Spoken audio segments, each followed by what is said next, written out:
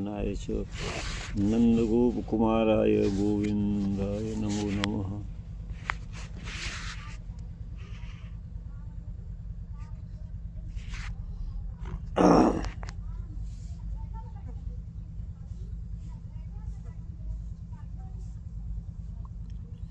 देखिए यही श्लोक एक खोल लिया पुस्तक से निकाल रहे हैं।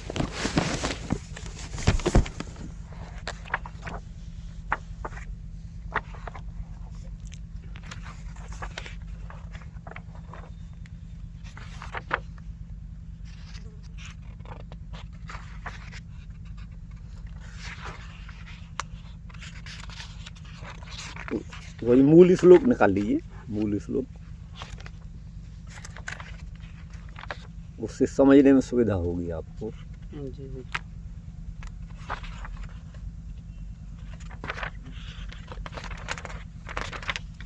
और पहले होगा, और पहले देखिए अध्याय एक डला हुआ है ना, शुरू में ही होगा। ये है, हाँ बस ये अपनी तरफ भी भले रखिए, कोई दिक्कत नहीं, अपनी तरफ रखिए। जन्माद्यस्य यतोऽन्वयादितरतश्चार्थेष्वभिज्ञस्वराट्टेने ब्रह्महृदाय आदिकवये मुह्यन्ति यत्सूरयः तेजो वारिमृदां यथा विनिमयो यत्र त्रिसर्गो मृषा धाम्ना स्वेन सदा निरस्तकुहकं सत्यं परं धीमहि। हाँ हाँ, तो देखिए भगवान श्री राम की वंदना भगवान वेद व्यास यहाँ कर रहे हैं इस पद्य में। इससे पहला जो अर्थ हुआ भगवान कृष्ण पक्ष में हुआ था, माने भगवान कृष्ण की वंदना की है, क्योंकि भागवत के वस्तुतः मुख्य प्रतिपाद्य आराध्य जो देव हैं भगवान श्री कृष्ण ही हैं। लेकिन भगवान श्री कृष्ण में और भगवान राम में, भगवान नृसिंह में कोई अंतर नहीं, वो सभी परमात्मा ही हैं। उनमें कहीं कोई न्यूनाधिक्य कहना अनुचित ही है। तो अब राम पक्ष में अर्थ यहाँ पर कर रहे हैं। सबसे पहले लिखते हैं श्री रामम सच्चिदानंदम योगिध्येयांग्र पंकजम वंदे स्वाज्ञाननुत्यर्थम सदा बोध प्रलब्धये। अर्थात जो राम सच्चिदानंद स्वरूप हैं, सत माने त्रिकालावस्थाई हैं, किसी भी काल में उनका बाध नहीं है। जो सत्ता हमेशा भूत भविष्य वर्तमान में विद्यमान होती है वह सत, वह पदार्थ सत कहा जाता है। चाहे वो मूल प्रकृति ही हो, चाहे जीव हो, चाहे ब्रह्म हो, ये तीनों पदार्थों को जो है वो सत ही माना है। और चित्त का अर्थ है चैतन्य, जिसका अर्थ ज्ञान से है, जो ज्ञान का अधिकरण हो, जिसमें ज्ञान विद्यमान हो, जो हित अहित समझता हो, जो कुछ अनुभव करता हो, वो चित्त होता है। चित्त पदार्थ चेतनता जिसमें हो। तो जीव सत होने के साथ साथ चित्त भी है, लेकिन परमात्मा तो सत भी हैं, चित्त भी हैं और आनंद स्वरूप भी हैं। अगर जीव में कहीं भी कोई आनंद उपलब्ध होता है तो परमात्मा का ही एक अंश मात्र है, बाकी आनंद में तो परमपिता परमात्मा ही हैं। इसी बात को भगवान वादरायण ने ब्रह्म सूत्र में कहा है, आनंदमयो अभ्यासात, ये सूत्र है।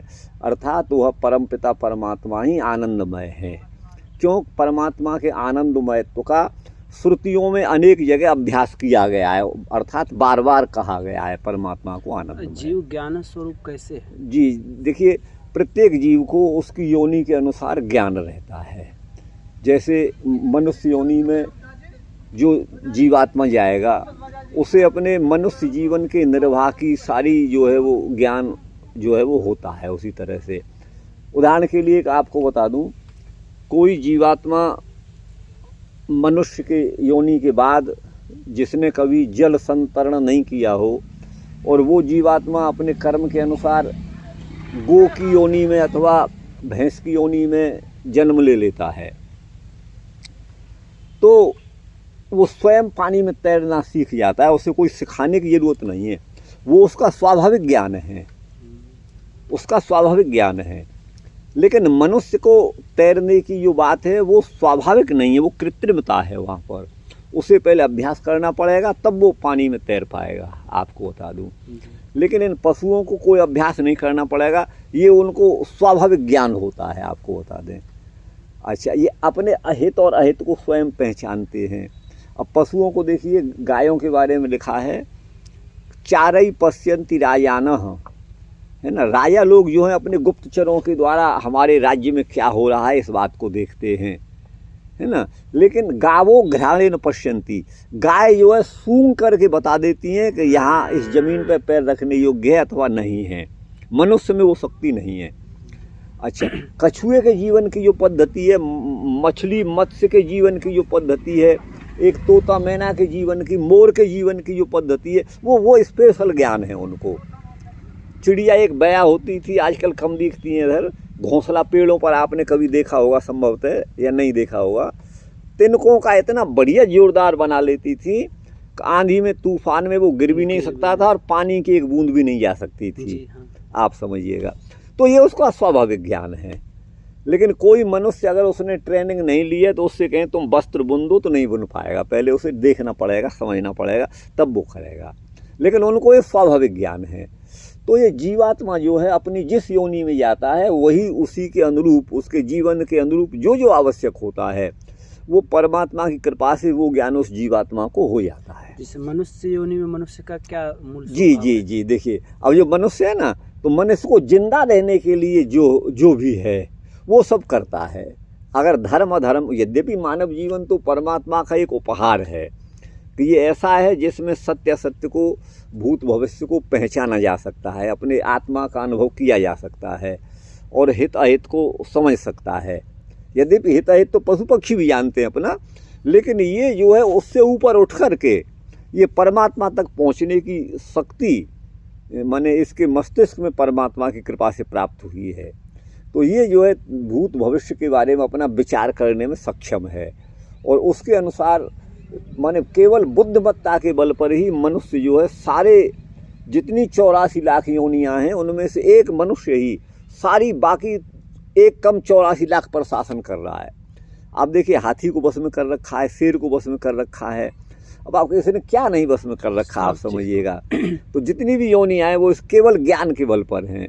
तो ये ज्ञान अपना योनि के अनुसार पृथक पृथक होता है और ये जो है वही चित्तपना वही है, चेतनता उसी में है, जो किसी का सुख दुख का अनुभव कर सके, जो विचार करने की क्षमता जिसमें हो अपने अंतःकरण के द्वारा, वो चेतन होता है।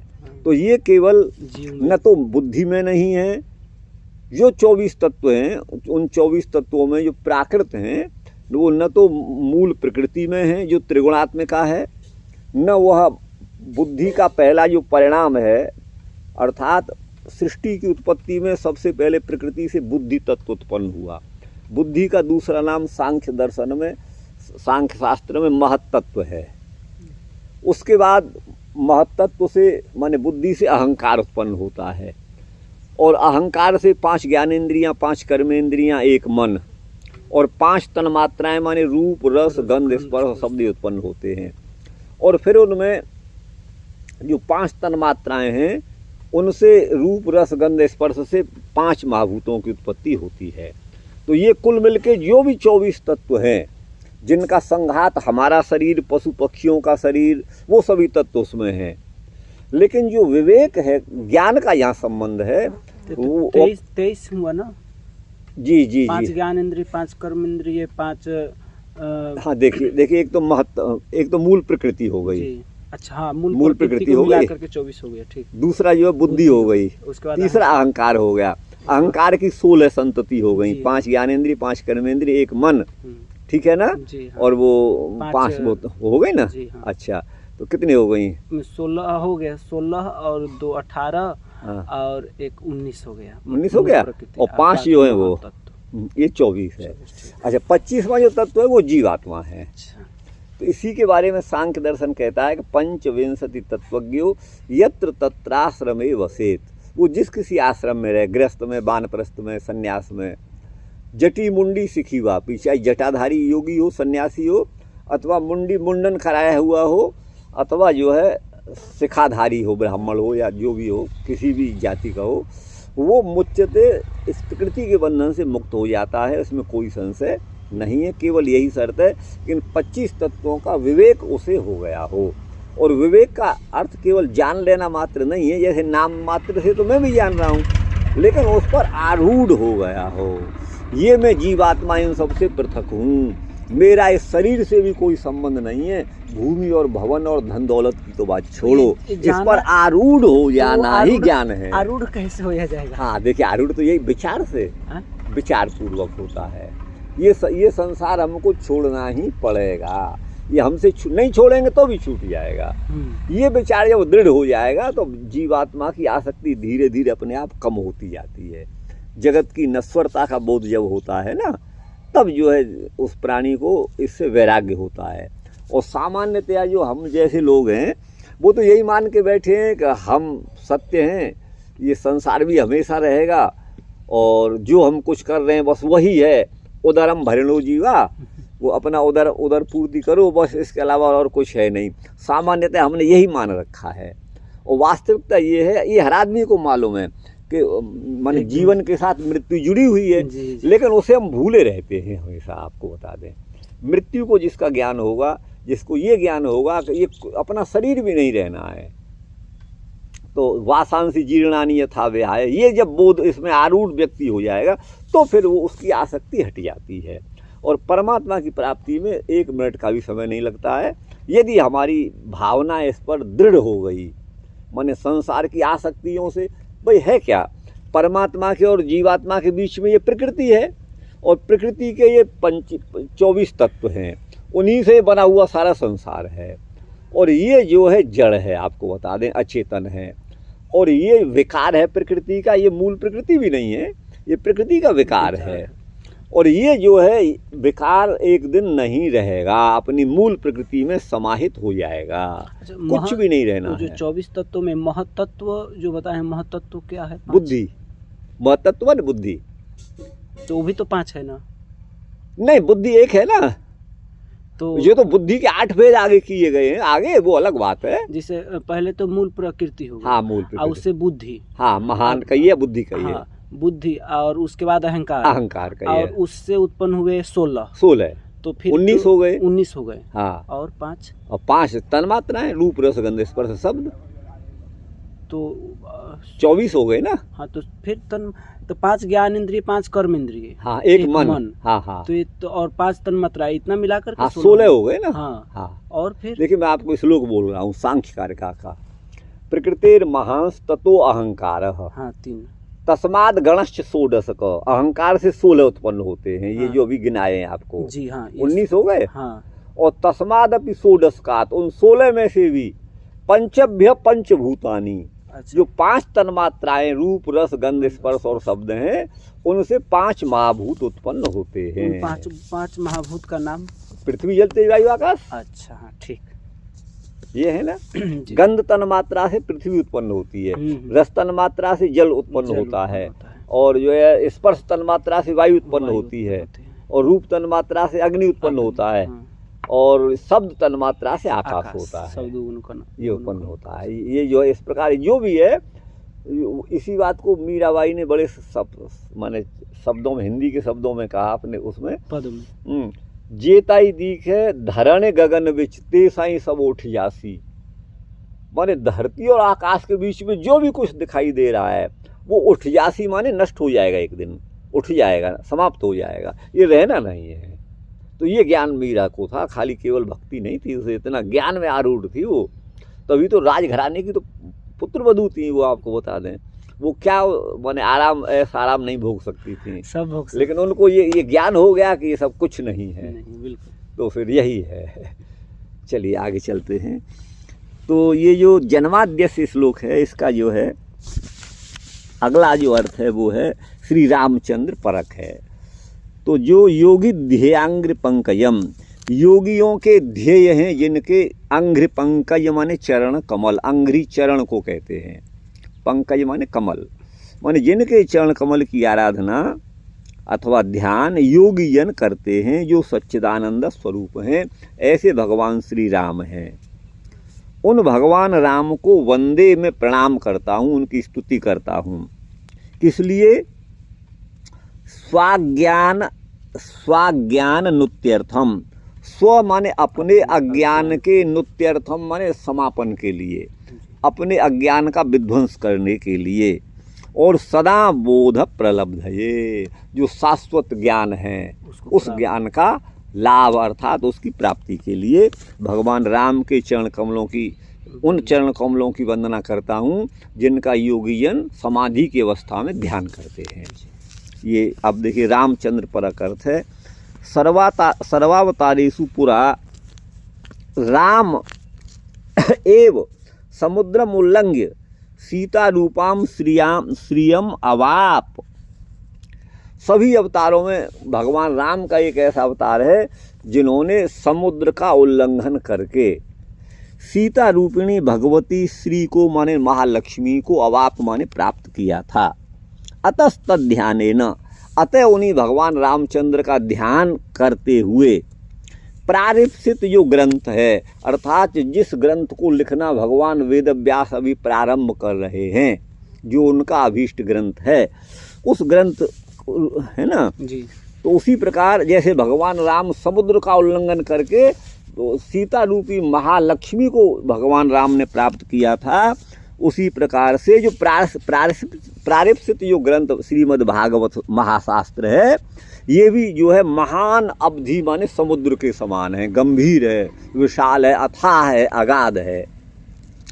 इसका उल्लंघन माने इसको पार जाकर, अर्थात इसका पूर्णतया समापन कर, अर्थात इसका पूर्णतया प्रणयन कर, यूँ कहिएगा, वही इसका पार जाना है, उल्लंघन करना है। तो इसको जो है पार करके चित्त शांति रूपाम श्रियम अवाप्स्यामि। तो भगवती लक्ष्मी रूपिणी सीता जी का जो है की प्राप्ति करके भगवान श्री राम ने समुद्र का उल्लंघन करने के बाद अपने चित्त में परम शांति का अनुभव किया था।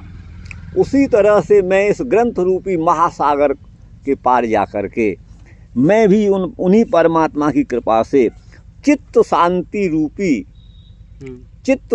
रूपी श्री को अवाप्स्यामि प्राप्त करूँगा।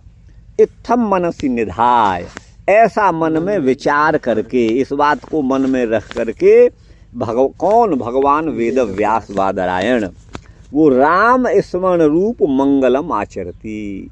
भगवान राम के नाम का, भगवान राम के गुणानुवाद गा करके, उनका ध्यान करके, उनके नाम रूपी जो है स्मरण रूपी मंगल का आचरण भगवान वेद व्यास ने किया है।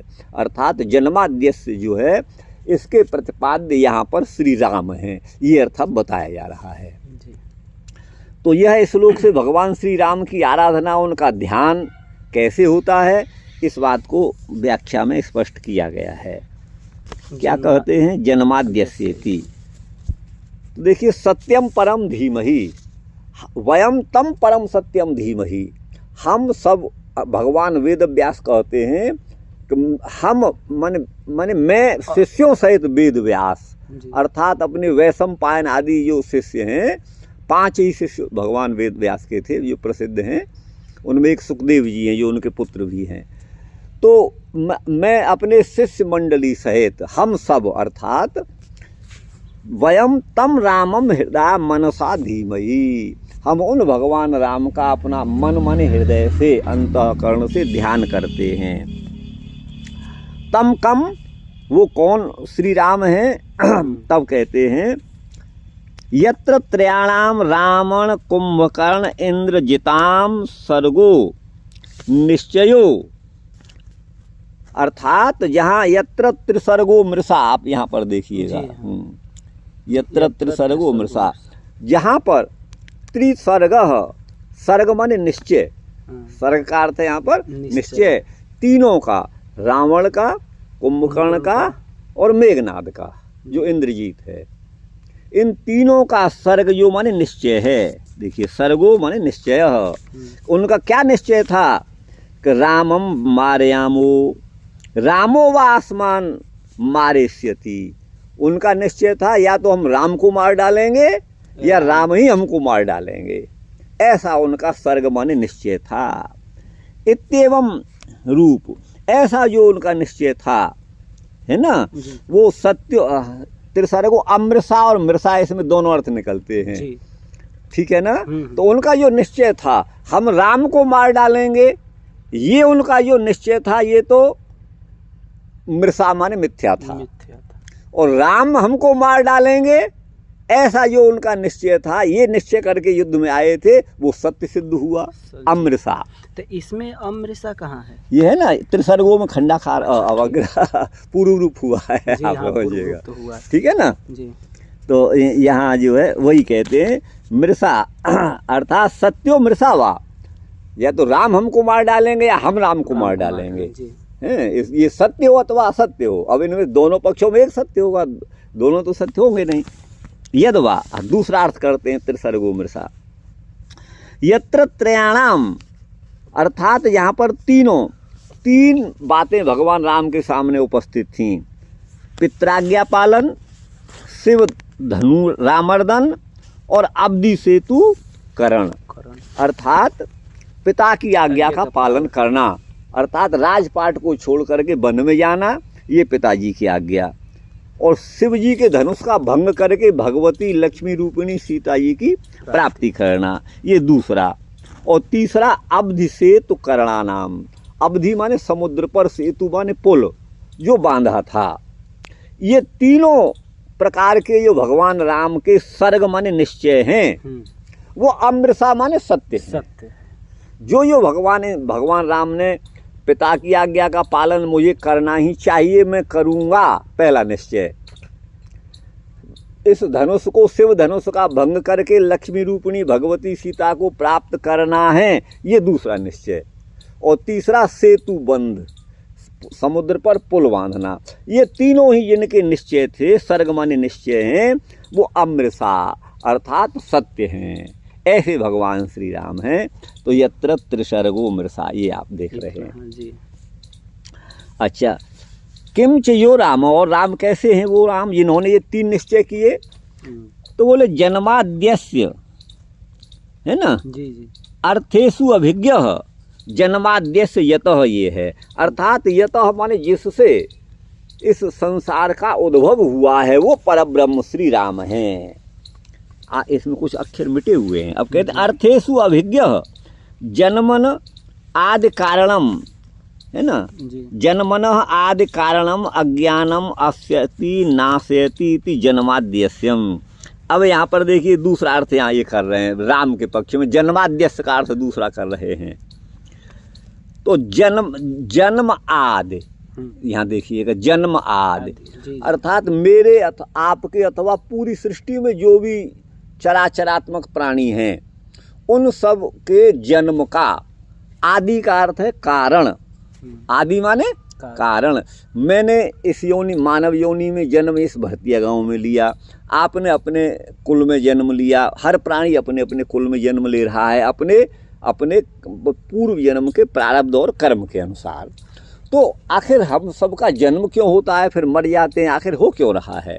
तो वही बात यहाँ बता रहे हैं, जन्मन आदि कारणम, हमारे आपके सृष्टि के जन्म का जो आदि माने कारण है, आदि का अर्थ है कारण। कारण जी। कारण का अर्थ आदि क्यों किया?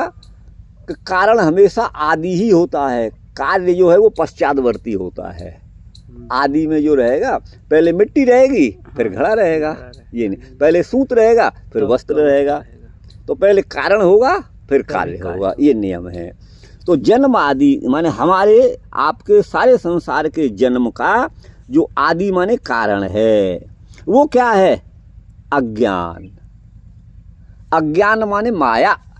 इस माया से मोहित होकर ही इस संसार में हमारा आपका पुनर्आगमन होता है। सांसारिक पदार्थों में ही हमारी प्रीति हो जाती है और उसी से हम बंध जाते हैं। इदम मध्य मया लब्धम एवं प्राप्स्य मनोरथम इदमस्ति में इदमपि भविष्यति पुनर्धनम असौ मया हतः शत्रु हनिष्ये चापरानमपि ईश्वरो अहम अहम भोगी सिद्धो हम बलवान सुखी आढ्यो विजनवानस्मि कोन्योस्ति सदृशो मया यक्षे दास्यामि मोदिष्य इत्यज्ञान विमोहिता। ये अज्ञान का स्वरूप है। यहाँ अज्ञान की बात कही ना, तो ये अज्ञान की बात भगवत गीता में 16वें अध्याय से मैं बोल रहा हूँ। तो इस प्रकार के अज्ञान से ही हमारा आपका सारे संसार का जन्म है। और उस अज्ञान को आदि जन्म आदि अर्थात जन्म का जो आदि माने कारण है जी उसको अस्य, यहाँ पर देखिए ये है ना, अस्सी जी। हाँ, अर्थात अस्यति माने नाशयति, हाँ उस कारण को माने उस अज्ञान को जो नष्ट करने वाले हैं वो कौन है? जन्माद्यस्यम, अर्थात उस अज्ञान को नष्ट करने वाले श्री राम हैं। ठीक है ना? जी जी हमारे जन्म का, संसार के जन्म का आदि माने जो कारण है वो कौन है? अज्ञान। उस अज्ञान को अस्यति, असुक्षेपे धातु है, अच्छा अस्यति माने नाशयति, नाशयति। हाँ, उसको जो है वो नष्ट करते हैं, जी जी है ना? कृष्ण परक व्याख्या में अर्थ हमने किया होगा, अब महीनों हो गए उस बात को, 20 दिन शायद हमने यही किया होगा कि आद्यस्य जन्म यतः, जन्म आदि अस्य यतः, अर्थात अस्य माने इस संसार का जन्म, आदि अर्थात उत्पत्ति और प्रलय और मतलब पोषण जिसके द्वारा होता है वो परब्रह्म श्री कृष्ण ने ये अर्थ किया था। जी। लेकिन यहाँ पर दूसरा अर्थ हुआ, जन्म का जो आदि माने कारण अज्ञान है, उस अज्ञान को अस्यति माने नाशयति, उसको जो नष्ट करने वाले हैं वो है जन्माद्यस्यम, अर्थात अज्ञानेनैव कर्म क्रियते ज्ञानिनो लोक संग्रहम अंतरा, है ना, तद अप्रतिपादनात्। हमारी जो कर्मों में प्रवृत्ति है वो अज्ञान से प्रेरित होकर ही, अज्ञान मूलक ही है, तो वही अज्ञानेनैव कर्म क्रियते, ठीक है ना? जी जी ज्ञानिनो लोक संग्रहम अंतरा तद अप्रतिपादनात्। ज्ञानी जन अगर कोई कर्म करते हैं तो वो लोक संग्रह माने लोक शिक्षा के लिए, यद यद आचरति श्रेष्ठ तत्तदेवेतरो जनः, जो जो श्रेष्ठ महापुरुष भगवान वेदव्यास, भगवान शुक आदि जैसा जैसा आचरण करते हैं, अन्य लोग भी उनका अनुकरण करते हुए वैसा ही आचरण करते हैं। तो वो लोक संग्रह, लोक शिक्षा के लिए महापुरुषों का जो है वो कर्म में उनकी प्रवृत्ति होती है। तो लोक संग्रहम अंतरा, लोक संग्रह, लोक शिक्षा को छोड़कर, है ना, तद अप्रतिपादनात्, वो कर्म का प्रतिपादन नहीं करते, उनका उस कर्म में कोई अभिमान। कुत्ता अंदर गया जी इसी में, कोई बात नहीं, मेरे हंसी। तो लोक संग्रह के लिए ज्ञानी जन भी अपना कर्म करते हैं, उसके अलावा उनका कोई अपना प्रयोजन नहीं रहता। जी बिल्कुल। तो वही यहाँ बताया है, संग्रहम अंतरा तद अप्रतिपादनात्। अच्छा, कर्मणा च जन्मादि भवति इति तो अज्ञानमेव जन्मादि हेतु, कर्म के द्वारा ही हमारा जन्म विभिन्न योनियों में होता है, अतः अज्ञान ही हमारे जन्म आदि का, आदि पद से हमारा जीवन और हमारा मृत्यु, इन सब के वही हेतु हैं।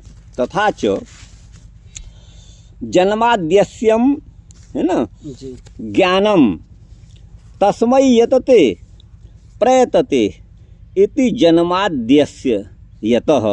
अब दूसरा अर्थ यहाँ पर कर रहे हैं, देखिए उसको भी ध्यान से देखिएगा, ये यहाँ से है तथा जन्माद्यस्यम, ठीक है ना जी, अर्थात जन्म का आदि जो अज्ञान है ना जी, वो उसका बाद ज्ञान से होता है। तो जन्माद्यस्यम ज्ञानम, जन्म के आदि माने जो कारण जो अज्ञान है उसका अस्यम माने नाश करने वाला वो ज्ञान है। तस्मै यतते प्रयतते, उस ज्ञान के लिए जो प्रयत्नशील हैं। अच्छा। जन्माद्यस्य यतः ये आया है, यते इति जन्माद्यस्य यत तस्य तथा तस्य वेदस्य अर्थे अविधेयेषु कर्मादीन उपसर्जनी कृत्य, अर्थात जो ज्ञान का परम आधार वेद है, ठीक है ना, यहाँ से हाँ इति जन्माद्यस्य यत तस्य तथा, अर्थात जिनका जन्म उसी ज्ञान के प्रचार के लिए हुआ है।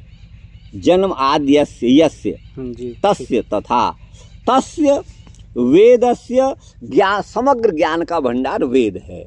और वही कहते हैं वेदस्य अर्थेषु अविधेयेषु, ये है ना चार्थिस्व विज्ञ स्वराट इसका कर रहे हैं। जो वेद में जो अविधेय है, अविधेय माने अविधा वृत्ति के द्वारा जिनको कहा गया है, उस शब्द की 3 शक्तियाँ होती हैं, हाँ, अविधा, लक्षणा और व्यंजना। व्यंजन जी। ये आपने शायद सुना होगा। जी जी हाँ। तो शब्द का जो अपना साक्षात सीधा अर्थ है वो तो अविधा शक्ति के द्वारा ज्ञात होता है, और जहाँ अविधा अपना काम करना छोड़ देती है, लेकिन उसी मुख्यार्थ से संबंध रखने वाला दूसरा लाक्षणिक अर्थ होता है, वो लक्षणावृत्ति के द्वारा जाना जाता है।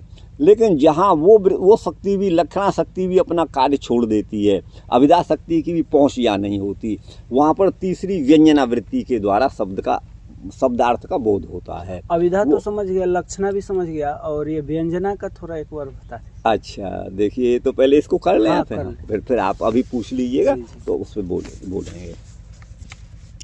तो यहीं से ना, जी जी हाँ, ये हाँ, तो कर्मादीन उपसर्जनी कृत्य, जो हमारे लौकिक सांसारिक भरण पोषण परक जो कर्म हैं, उनको उपसर्जनी कृत्य, उनको तुच्छ बनाकर, गौण बनाकर, उपसर्जन माने गौण, अप्रधान, उनको उपसर्जन माने अप्रधान बना करके ब्रह्म प्रतिपादन परेशु, ब्रह्म प्रतिपादन परक जो हैं वेद वचन हैं, ब्रह्म का प्रतिपादन करने वाले वचन हैं, यज्ञेन दानेन तपसा नासकेन इत्यादि रूप वाक्यार्थेषु, ये वेद वचन हैं। क्या? तो वो कहते हैं कि यज्ञेन माने यज्ञ के द्वारा, दानेन माने दान के द्वारा, तपसा माने तपस्या के द्वारा, शरीर की तपस्या, मन की तपस्या, प्रत्येक इंद्रिय की तपस्या, ये भगवत गीता में आप पढ़ सकते हैं। जी। तो इन तपस्याओं के द्वारा, और अनाशकेन माने अनाहार अर्थात उपवास के द्वारा, जी, आदि के द्वारा, इत्यादि रूप जो वाक्यार्थ हैं, ठीक है ना, उनमें जो अभिज्ञ हैं अर्थात सर्वतो ज्ञानवान, अभिज्ञ माने समग्र ज्ञानवान, सबको जानते, जी हाँ, सर्वतो ज्ञानवान हैं।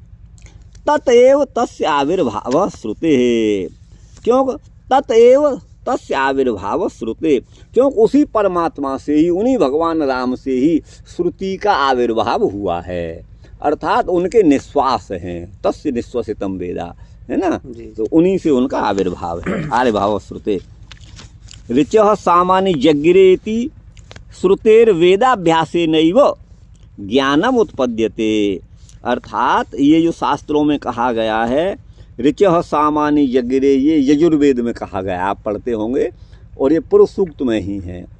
उस परमात्मा से ऋचः माने ऋग्वेद, सामान्य माने सामवेद, ये जग्गिरे माने उत्पन्न हुए जी। हाँ, तो इस प्रकार श्रुतेर वेदाभ्यासे नैव, अर्थात ऐसा, इति श्रुते माने ऐसा सुना जाता है, ऐसा श्रुति में लिखा हुआ है, उस परमात्मा से ही ऋग यजु आदि वेद प्रकट हुए। ऋचः सामान्य जग्गिरे इति श्रुते माने ऐसा सुना जाता है श्रुति में। तो वेदाभ्यासे नैव, वेद के अभ्यास से ही ज्ञानम उत्पद्यते, ज्ञान उत्पन्न होता है। अतो वेदस्यैव यत्नो, है ना जी, लोके बोधे, लोक बोधे, अर्थात वेद के द्वारा ही, वेद में यत्न करने से ही प्राणियों को बोध होता है। अतो वेदस्यैव यत्नो लोक बोधे, ये कुछ कट गया था ना, तो वैसा जोड़ के बनाया है, कोई शब्द और भी हो सकता है, या फटा हुआ था, बहुत जीर्ण सी अवस्था में मुझे मिला था ये, तो पन्ने जैसे तैसे जोड़ तोड़ के ये कोई शब्द यहाँ रह गया है।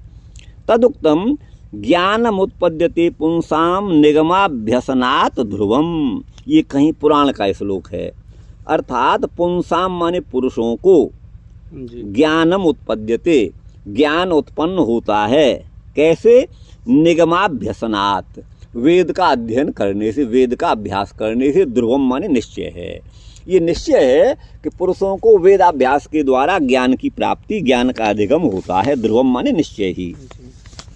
ज्ञानेन तीर्यते नित्यम संसृते कारणम तमः, संसृति माने संसार में हमारे जन्म मरण का जो कारण है वो तमः माने अविद्या है, अज्ञान है, तम माने अज्ञान है, और वो अज्ञान जो है पर पार जाना ज्ञान के द्वारा ही संभव है। ज्ञानेन तीर्यते नित्यम, अर्थात अज्ञान का ध्वंस ज्ञान के द्वारा ही होता है, अंधकार का नाश प्रकाश के द्वारा ही होता है। ये है इत्यादि पुराणात, ये पुराण वचन भी है, ठीक है ना। जी। तो जन्मा 4 थे स्वभिज्ञ स्वराट, अब स्वराट का भी आगे करेंगे। स्वराट, हाँ, पुनः यो राम अन्वयादितरतः, जन्माद्यस्य यतः कह दिया, अब अन्वयादितरतः का करते हैं। अभिज्ञ का तो कर दिया, अर्थेषु अभिज्ञ माने वेद ज्ञान के जो परम अभिज्ञ हैं। अब अन्वयादितरतः का करते हैं। यो राम, पुनः जो भगवान राम हैं, अन्वयादितरतः स्वराट। अब देखिए अन्वय कौन, अन्वय माने पुत्र, जी। अन्वय पुत्र, तदादयो दान तीर्थ तप आदय, अर्थात पुत्र, ठीक है ना। जन्म अन्वयादितरतः, अन्वय आदि, ध्यान दीजिए, माने अन्वय इत्यादि, हाँ। ये अर्थ है। तो अन्वय माने पुत्र, अन्वय पुत्र, तो अन्वय मतलब पुत्र कैसे होगा? अन्वय का अन्वय माने अपने पीछे आने वाला है। अच्छा, हाँ, हमारे बाद। हाँ, अनु माने पीछे, पीछे। और एण का तो धातु से ई को ए हो गया, गुण अय आदेश हो गया, अन्वय बन गया है। जी। अन्वय माने हमारे पिता के पीछे तो पुत्र होता है। जी, हाँ। हाँ, उसका अर्थ आप कार्य भी कर सकते हैं, पुत्र भी कह सकते हैं। तो अन्वय माने पुत्र, तदादयो अन्वयादि, अर्थात पुत्र आदि। आदि पद से क्या लिया जाएगा? तदादयो दान तीर्थ तप आदि ले लिए जाएंगे, ठीक है ना। तो ये अन्वयादि है ना। जी जी। तो तई तीर्यते इति अन्वयादि तरतः, उन पुत्र आदि के द्वारा, माने पुत्र के द्वारा, तप के द्वारा, ज्ञान तीर्थ सेवन के द्वारा, दान के द्वारा, इन सब के द्वारा जिस संसार को पार, जिस नरक को पार किया जाता है, ठीक है ना। अन्वयादि तरतः, ठीक है ना। तरह का नहीं, आएंगे अन्वयादि तरह, अन्वयादि तरह, अन्वयादि तरह नरकः। हाँ, तो अन्वयादि तरह अर्थात पुत्र आदि के द्वारा। ऐसा है शास्त्र में का पुत्र से गतिर नास्ति, ये नियम साधुओं पे लागू नहीं होता, आप घबराइए नहीं, इसका दूसरा भी वो है। अच्छा, तो अन्वयादि तरह माने अन्वय माने पुत्र आदि, आदि पर से तप तीर्थ दान इत्यादि, इनके द्वारा जिस नरक को पार किया जाता है। तो अन्वयादि तर माने नरक, तर मतलब नर। अच्छा, हाँ। अन्वय आदि के द्वारा पुत्र दान तीर्थ तप आदि के द्वारा जिसे पार किया जाए, वो कौन है? नरक। दान के द्वारा, यज्ञ के द्वारा, पुण्य के द्वारा, तप के द्वारा। तो इसमें का छूट रहा है। हाँ, वो आवेगा ना, आवे आएगा। तो बोले अन्वयादि तरह का अर्थ नरक इन्होंने कर दिया, अर्थात पुत्र जप ध्यान आदि के द्वारा जो पार किया जाए वो तो नरक है, अन्वयादि तरह। अच्छा, तो बोले ये कैसे आपने कहा? ये तो मनगढ़ंत अर्थ हुआ। तो अपना प्रमाण दे रहे हैं, भाई मनगढ़ंत नहीं है। देखो ये लिखा हुआ है, अपुत्रस्य गतिर नास्ति इति स्मृति है। इसी स्मृति में लिखा हुआ है कि अपुत्र की गति नहीं होती। अच्छा, अंजस्तरेम भवता प्रय दुस्तरम यद धामात है, ये कहीं का श्लोक है, अंजस प्रमाण में दे रहे हैं ये। अंजस्तरेम भवता प्रय दुस्तरम यद, है ना, ध्वांतम ध्वांतत ध्वांतम इति विचित्र केतु व्याख्याने बक्षमाणत्वाच्च। ये भागवत जी का ही, इसको आगे कहेंगे। बक्षमाण माने इसको आगे कहा जाएगा, अर्थात अंजह माने आसानी से, सुगमता से, तरेम माने हम तर जाएंगे, भवता प्रज आप प्रजा के द्वारा इस दुस्तर ध्वांत को, अज्ञान अंधकार को, इस नरक को पार कर जाएंगे। इति विचित्र केतु उपाख्याने, ये विचित्र केतु लिखा हुआ है, चित्रकेतु के उपाख्यान में जो भागवत जी में है उसको आगे कहेंगे बक्षमाणत्वाच्च। तो अन्वयादि तरतः पुत्र आदि के द्वारा, पुत्र जप तप दान आदि के द्वारा जिसे प्राप्त किया जाता है वो है नरक, ठीक है ना। अच्छा, अब आगे देखिए क्या लिखते हैं। दान व्रत तपोभिश्च तीर्थ सेवन याजनई नरको न भवत्येव हरेराराधना तथा। अर्थ बहुत स्पष्ट है। दान के द्वारा, व्रत के द्वारा, है ना, तप के द्वारा, और तीर्थ सेवन और याजन माने यज्ञ आदि के द्वारा नरको न भवत्येव, नरक नहीं होता, अर्थात नरक से पार चला जाते हैं। और हरे आराधना तथा, और हरि की आराधना से भी, इस वाक्य से। तो यहाँ पर अन्वयादि तरह का अर्थ हो गया नरक, ठीक है ना। और तह जो है वो पंचमी के अर्थ में है, अर्थात अन्वयादि तरह माने नरक, और तस प्रत्यय जो है पंचमी के अर्थ में, अर्थात उस नरक से पृथक होने के अर्थ में। तो वही कहते हैं तस्मात्, तह जो है तस्मात् के अर्थ में, पंचमी के अर्थ में, उस नरक से, तस्मात् नरकात् स्वान भक्तान राजयति नयति वैकुंठमिति स्वराट, स्वराट कहा गया है ना। उस नरक से, इतरतः माने नरक से, अन्वयादि तरतः, पुत्र यज्ञ तप दान उपवास आदि के द्वारा जिसे प्राप्त, जिसे तरा जा सकता है वो है नरक। तो अन्वयादि तर माने नरक, और उस नरकतः माने इतरतः, अर्थात उस नरक से, ठीक है ना, पार ले जाने वाले वो कौन है, स्वराट हैं। अर्थात स्वान भक्तान राजयति नयति वैकुंठमिति स्वराट। स्व, स्व माने आत्मीय, स्व के चार अर्थ हैं, आत्मा, आत्मीय, ज्ञाति और धन। तो उस नरक से स्व माने आत्मीय जनों को, अपने भक्तों को, है ना, राजयति लिखा हुआ है, अर्थात नयति, कहाँ, वैकुंठम, उस नरक से अपने भक्तजनों को उद्धार करके जो वैकुंठ में ले जाते हैं, वो स्वराट हैं, ठीक है ना। तो बोले ये भगवान का काम अच्छा यही है, तो प्रमाण यहाँ देंगे। कृष्ण कृष्णेति कृष्णेति यो माम स्मरति नित्यसः, है ना, जलम वित्वा यथा पद्मम नरकादुद्धराम्यहम्, भगवान की प्रतिज्ञा है श्री कृष्ण की। जो कृष्ण कृष्ण कृष्ण इस प्रकार मुझे माम स्मरति, यो माने जो भक्त मेरा स्मरण करता है, नित्य सो माने निरंतर, तो जैसे जलम भित्वा, जल का भेदन करके नीचे पंख में से, यथा माने जैसे पद्मम, पद्म माने कमल ऊपर उठ जाता है, वैसे ही मैं नरक से, नरकाद उद्धराम्यहम्, मैं नरक से उद्धार कर लेता हूँ अपने भक्तों का।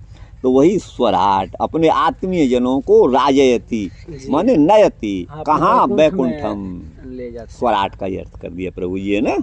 तो वो भगवान श्री राम है, वो भगवान श्री राम है। अच्छा आगे है, अच्छा रामकृष्ण यो अवतार तो भेदेपि वास्तव अभेदात, अवतार में तो भेद है, लेकिन वास्तविक में ब्रह्मत्व में कोई भेद नहीं है।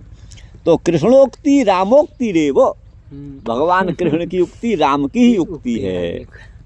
यह एव रामश्च स एव कृष्ण इति चिरंजीव भट्टैर विद्वन मनोरंजन्याम उक्तत्वात्।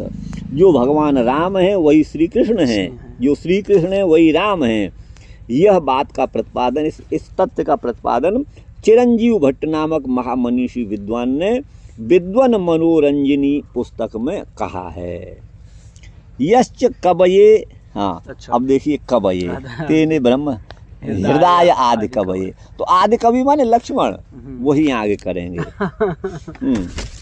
तो वही यहाँ यश्च कवये माने निपुणाय, कवि का अर्थ होता है निपुण, अर्थात योग्य, विचक्षण, विद्वान। तो जो कवये माने निपुणाय, वो कौन है, लक्ष्मण। तो कवये माने लक्ष्मणाय, उस लक्ष्मण के लिए जिन भगवान श्री राम ने आदि, ठीक है ना जी, ये आदि को अलग कर दीजिए, कवये को अलग कर दीजिएगा। कवये माने लक्ष्मण के लिए, हाँ। ठीक है ना जी। जिन भगवान श्री रामचंद्र जी ने, आदि माने सनातन ब्रह्म ज्ञान, हाँ। भाई सबका आदि तो भगवान ही है, तो आदि का अर्थ करते हैं सनातन जो ब्रह्म है, उन ज्ञान, उन भगवान का ज्ञान, है ना, अर्थात क्या दिया, राम गीता।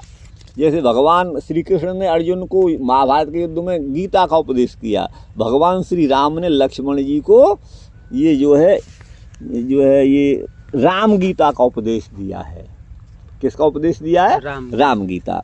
तो राम गीता रूप जो ज्ञान है, अर्थात ब्रह्म ज्ञान है, तो उस ब्रह्म ज्ञान को जो श्री राम गीता रूप में है उसको तेने माने प्रकाशित किया, तनु विस्तारे माने विस्तृत किया, उनके हृदय में ज्ञान का प्रकाशन किया, बोध कराया, अर्थात तेने माने प्रकाशितवान। जी जी। तथा है अध्यात्म रामायण उत्तरकांडे, ये वचन राम गीता वचन रूप कहाँ पर है? तो बोले अध्यात्म रामायण में। कोई पूछे राम गीता कहाँ है भाई? हाँ, तो ये उत्तरकांड में है, उसमें भी जी, अध्यात्म रामायण में उत्तरकांड में। वाह। तो वहाँ वो भगवान कहते हैं उपदेश देते हुए, त्वम शुद्ध बोधोसी ही सर्वदेहिनाम, है ना जी। आप जो है शुद्ध बोध स्वरूप हो, ज्ञान स्वरूप हो, ऐसा उपदेश भगवान राम दे रहे हैं। सर्वदेहिनाम आत्मा धीसोसी निराकृति स्वयं।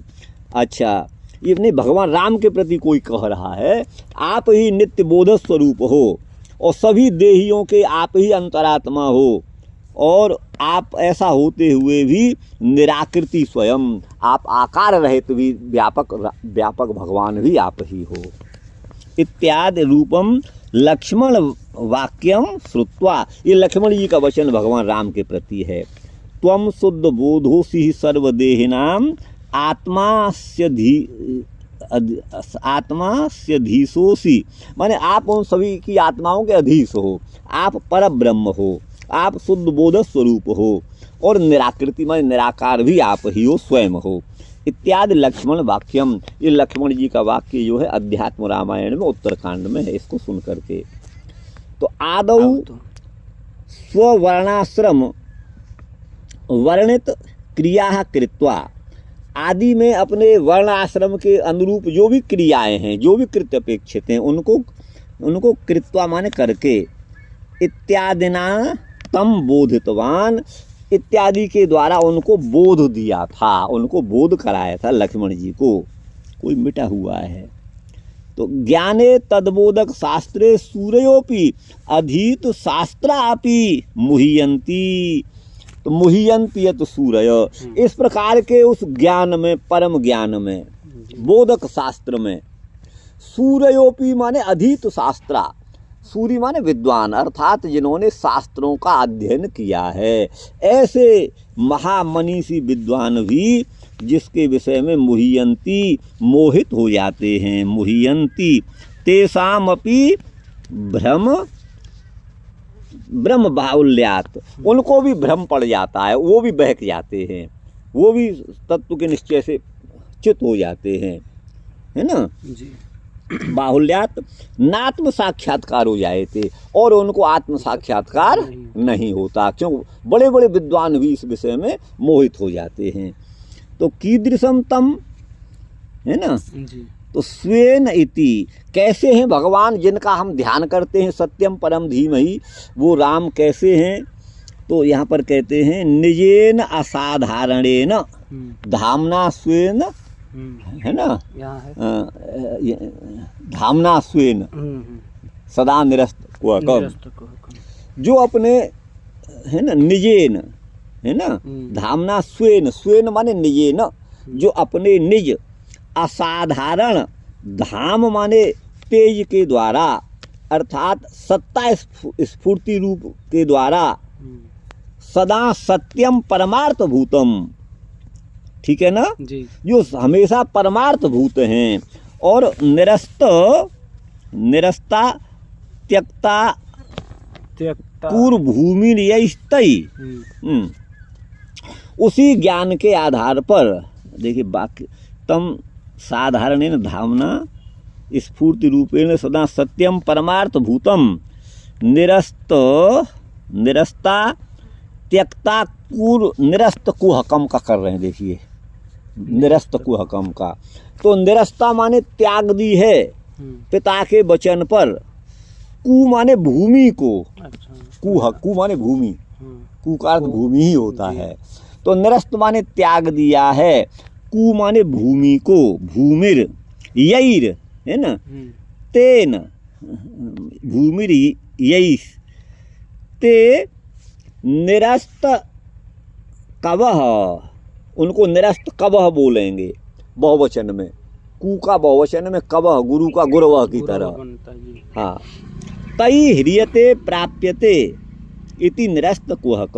अर्थात जो भूमि और भूमि से संबंधित समस्त भोगों का परित्याग कर देते हैं, उनके द्वारा जो प्राप्त किए जाने योग्य हैं। तो निरस्त कुहक कुह, हाँ, प्रापणार्थात हरतेर डह।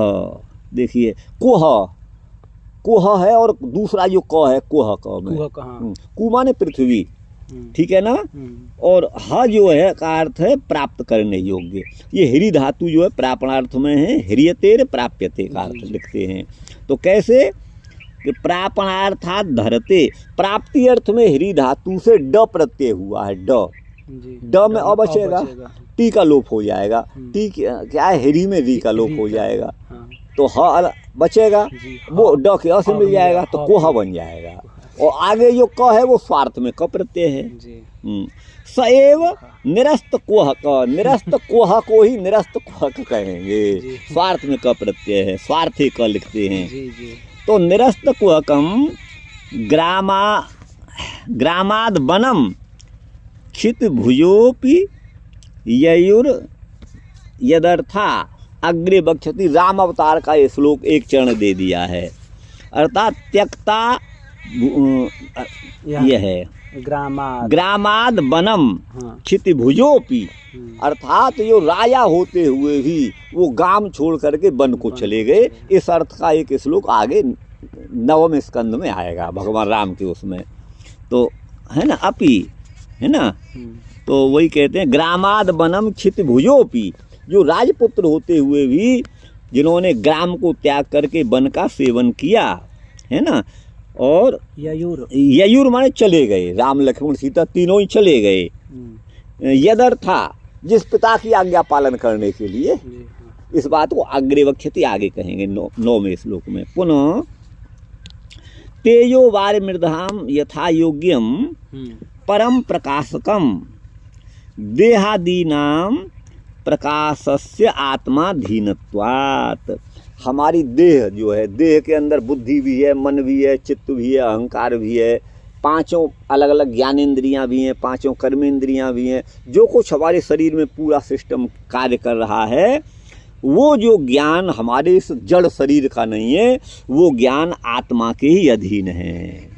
तो वही यहाँ पर कहते हैं तेजो वारिमृथाम यथा योग्यम परम प्रकाशकम, प्रकाशकम ही है ना, देहादीनाम प्रकाशस्य आत्मा धीनत्वात्। हमारी देह में आंख देख रही हैं, कान सुन रहे हैं, ये जो आत्मा के अधीन है। आत्मा निकल जाएगा तो सभी निरर्थक हो जाएंगे, आपको बता दें। तो वैसे ही तेजो वार मृदाम यथा योग्यम परम प्रकाशकम, अर्थात तेज और वारी माने जल और मृद माने मिट्टी, इन सब का प्रकाशन करने वाले वो परमपिता परमात्मा ही हैं।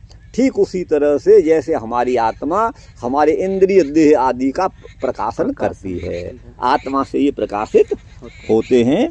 तो वही यहाँ का तेजो वार मृदाम यथा विन्वयो यत्र त्रिसर्गो मृषा, ये तो त्रिसर्गो मृषा का हो गया था ऊपर। हाँ, यहाँ पर नहीं जडम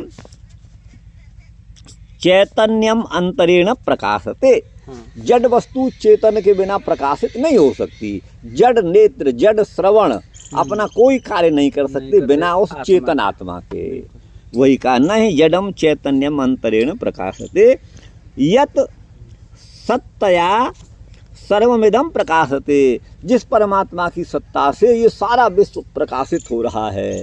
भगवान भागवत जी में कह रहे हैं कि मद भयाद वाति वातोयम सूर्यस्तपति मद भयाद। ये सूर्य मेरे भय से तप रहा है, वायु मेरे भय से बह रहा है, ये सारे वहाँ पर कहा है। तो यत सत्तया सर्वमिदम प्रकाशते इत्यादि वचनात्, जिसकी सत्ता से सब संसार प्रकाशित हो रहा है।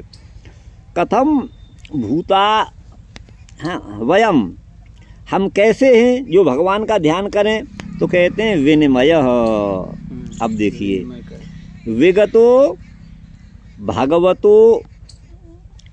भगवतो न्यो निमि आश्रयो ये शाम ते तथा भगवदाश्रया इत्यर्थः। विनिमय का अर्थ यहाँ पर करते हैं। कथम भूता वयम विनिमय। देखिए वी का अर्थ विगत हो गया है, ठीक है ना। तम हाँ वही लिखते हैं विनिमय विगत भगवतो अन्यो निमि आश्रय, भगवान के अतिरिक्त अन्य आश्रय जिन्होंने छोड़ दिया है, केवल भगवान ही जिनका सहारा है। विनिमय देखिए यहाँ करेंगे, वी माने विगत हो गया है, किससे, भगवान के को छोड़ करके, भगवतो अन्यो है ना, भगवान को छोड़कर भगवान से भिन्न, निमि, निमि माने आश्रय, ध्यान दीजिए, निमि माने आश्रय, अर्थात वी माने विगत हो गया है, छोड़ दिया है अथवा समाप्त हो गया है, निमि माने आश्रय, भगवान को छोड़कर अन्य आश्रय जिसका समाप्त हो गया है, वो हम वेद व्यास, मैं अपने शिष्यों सहित वेद व्यास हूँ बहुवचन में, विनिमि का विनिमय हो गया, हरि की का हरि क्या हराया की तरह, आप समझ गए ना। तो ऐसे हम जो हैं ये समते तथा भगवद आश्रया विनिमय, अर्थात हम केवल भगवान को ही अपना आश्रय मानने वाले हैं, भगवान ही एकमात्र हमारे विनिमय, देखो कहाँ तो घुमाया है, वी माने विगत हो गया है, निमि माने आश्रय, अर्थात भगवद अतिरिक्त सर्व जो आश्रय हैं वो जिसने त्याग दिए हैं, ऐसे हम जो हैं भक्त, भगवान के जो भक्त हैं, शिष्य सहित में वेद व्यास जो हम सब जो हैं उन परम पिता परमात्मा का ध्यान करते हैं।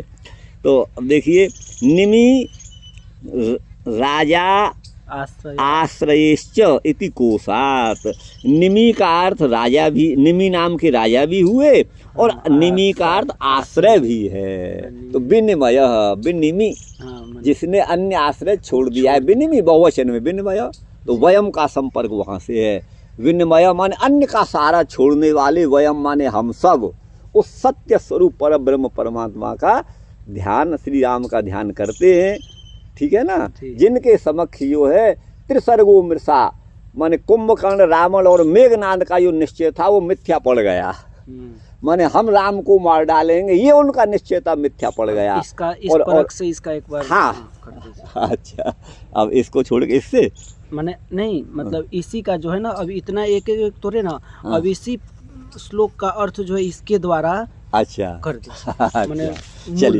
चलिए हाँ वो बिल्कुल इसी का पूरा चीज हाँ यहाँ आ जाएगा। हाँ चलिए देखिए,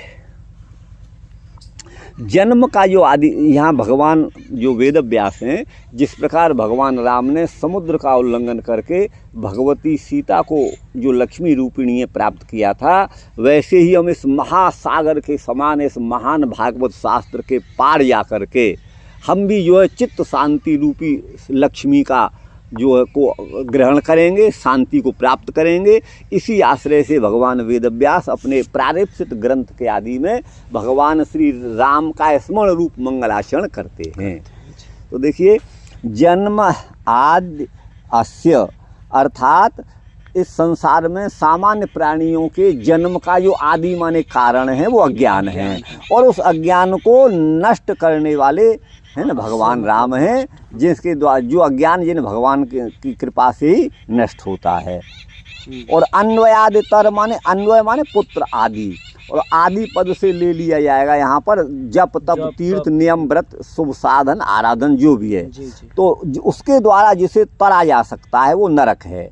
अन्वयादि तरह, और पंचमी के अर्थ में तहसील प्रत्यय है, तो अर्थात जिस पुत्र आदि के द्वारा जप तप नियम आदि के द्वारा व्रत के द्वारा जिसे तरा जा सकता है ना, उस नरक से प्राप्त किया जा सकता है।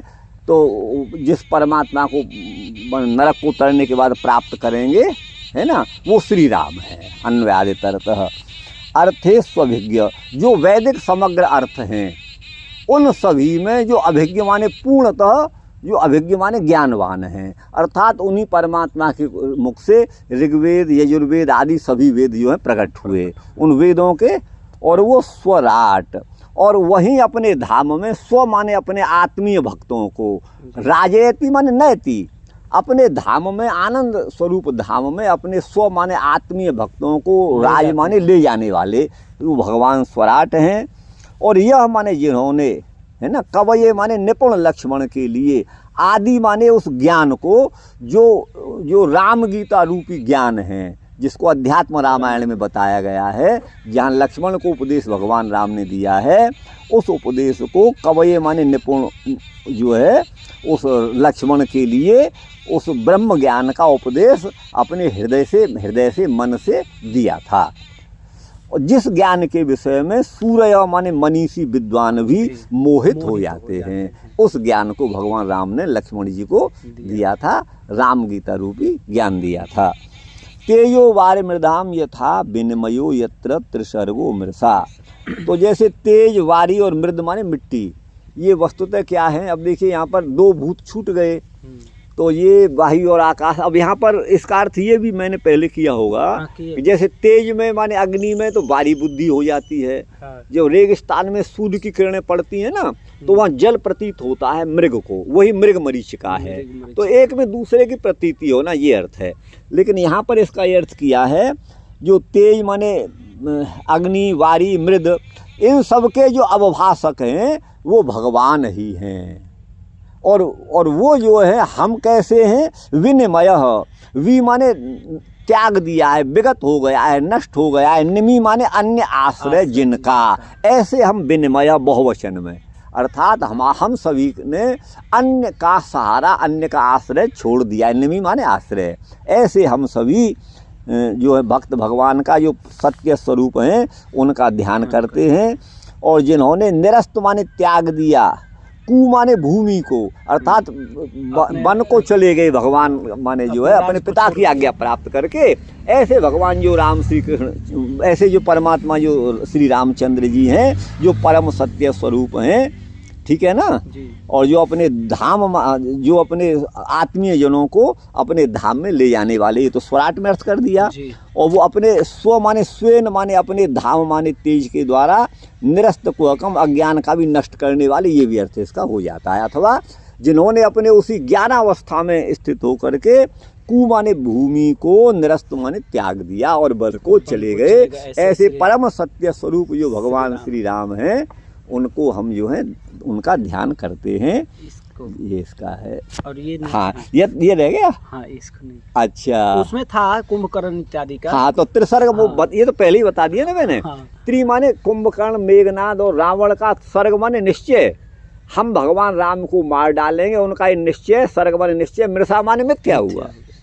और ये अमृषा भी होता है, अर्थात भगवान राम हमको मार डालेंगे, ये उनका विचार, तीनों का विचार माने निश्चय, ये मृषा माने सत्य हो गया। मृषा सत्य जी, ठीक है ना जी। ऐसे राम का मैं हाँ ध्यान करता हूँ। और इसको आप जो है अगर फोटो स्टेट हो जाए तो ये भी बड़ा, ये फटे हुए कागज थे, देखिए जोड़ जोड़ के हमने ये करवाया है, कैसे भी, तो ये भी ऐसा ही हो गया।